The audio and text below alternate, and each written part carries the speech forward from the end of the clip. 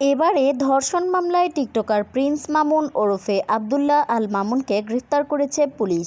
লায়লা আক্তার ফারহাদ নামে এক নারীর করা ওই মামলায় সোমবার 10 জুন রাতে তাকে কুমিল্লার দাউদকান্দি থেকে গ্রেফতার করা হয়। সোমবার দিবাগত রাত 12টার দিকে গ্রেফতারের বিষয়টি নিশ্চিত করেছেন দাউদকান্দি থানার ভারপ্রাপ্ত কর্মকর্তা ওসি মোহাম্মদ মোজাম্মেল হক। মোজাম্মেল হক বলেন, টিকটকার প্রিন্স মামুনের বিরুদ্ধে রাজধানীর ক্যান্টনমেন্ট থানায় লায়লা আক্তার ফারহাদ একটি ধর্ষণ মামলা করেন।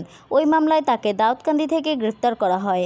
এদিকে ক্যান্টনমেন্ট থানার ওসি শাহিনুর রহমান গণমাধ্যমকে বলেন, বিয়ের প্রলোভনে ধর্ষণের অভিযোগ জানিয়ে আমাদের এখানে মামলা করেন লায়লা। ওই মামলায় সোমবার রাত 9:30টার দিকে তাকে গ্রেফতার করে দাউদকান্দি থানা পুলিশ। মামলার অভিযোগে লায়লা উল্লেখ করেন, 3 বছর আগে সামাজিক যোগাযোগ মাধ্যম ফেসবুকে প্রিন্স মামুনের সঙ্গে তার পরিচয় হয়। এক পর্যায়ে বিয়ের প্রলোভন দেখিয়ে লায়লার সঙ্গে প্রেমের সম্পর্ক গড়ে তোলেন মামুন। এরপর মামুন জানায় ঢাকায় থাকার জায়গা নেই তার।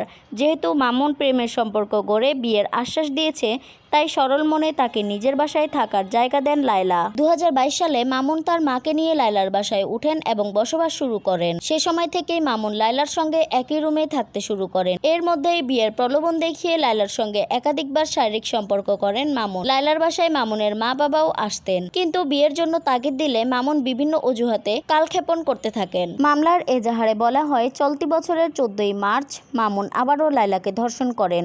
এরপর থেকেই বিয়ের জন্য চাপ দিলে মামুন লায়লার উপর চড়াও হন এবং তাকে অশ্লীল ভাষায় গালাগাল করেন।